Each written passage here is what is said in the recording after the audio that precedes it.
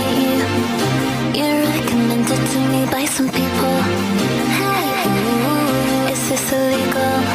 Hey, ooh, it feels illegal. Observe the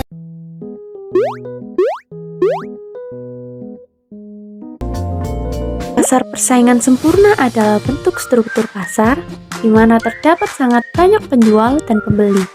Produk yang diperjualbelikan bersifat homogen atau seragam, dan tidak ada satupun pelaku yang bisa mempengaruhi harga pasar secara sepihak. Artinya, harga di pasar ini terbentuk murni dari kekuatan, permintaan, dan penawaran, bukan dari keputusan satu perusahaan atau satu pembeli saja.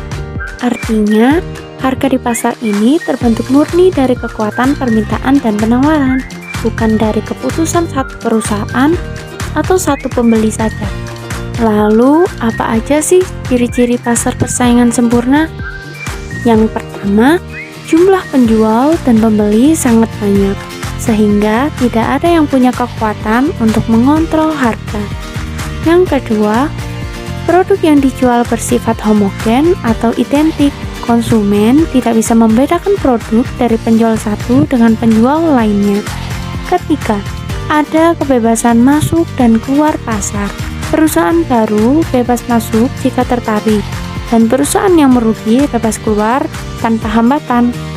Keempat, semua pelaku pasar memiliki informasi yang sempurna. Mereka tahu harga, kualitas, dan kondisi pasar secara lengkap. Kelima, harga sepenuhnya ditentukan oleh pasar, bukan oleh individu. Karena itu, setiap perusahaan disebut sebagai price taker, penerima harga. Keenam, tidak ada kolusi atau kerjasama antar penjual untuk mengatur harga maupun jumlah produksi. Dalam pasar persaingan sempurna, kurva permintaan yang dihadapi oleh perusahaan berbentuk garis horizontal. Ini berarti, berapapun jumlah yang diproduksi, harga tetap sama.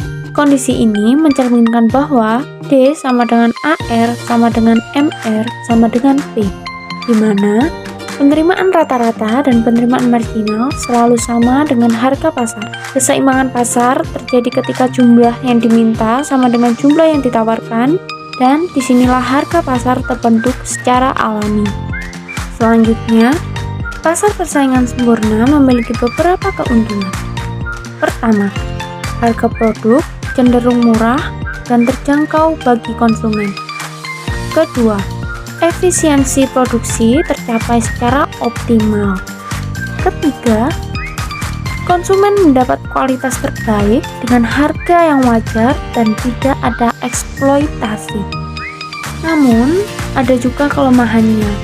Pasar ini tidak mendorong inovasi karena perusahaan hanya menerima harga apa adanya. Produk juga tidak berakam karena harus homogen. Dan yang paling penting, dalam jangka panjang, keuntungan ekonomi perusahaan cenderung menuju nol. Karena setiap ada keuntungan berlebih, perusahaan baru akan masuk dan mendorong harga kembali ke titik keseimbangan. Contoh pasar yang mendekati persaingan sempurna antara lain pasar hasil pertanian seperti beras dan jagung, pasar ikan tradisional, pasar valuta asing, serta pasar komoditas global seperti minyak sawit dan karet. Di pasar ini, harga ditentukan oleh kekuatan pasar secara keseluruhan, bukan oleh satu pihak. Jadi, pasar persaingan sempurna adalah model pasar paling ideal dalam teori ekonomi, di mana harga terbentuk secara adil, efisiensi tercapai, dan tidak ada pihak yang dirugikan. Ditemukan secara murni di dunia nyata, konsep ini menjadi dasar penting dalam menganalisis efisiensi dan perilaku pasar. Sekian video dari saya, semoga bermanfaat. Terima kasih sudah menonton.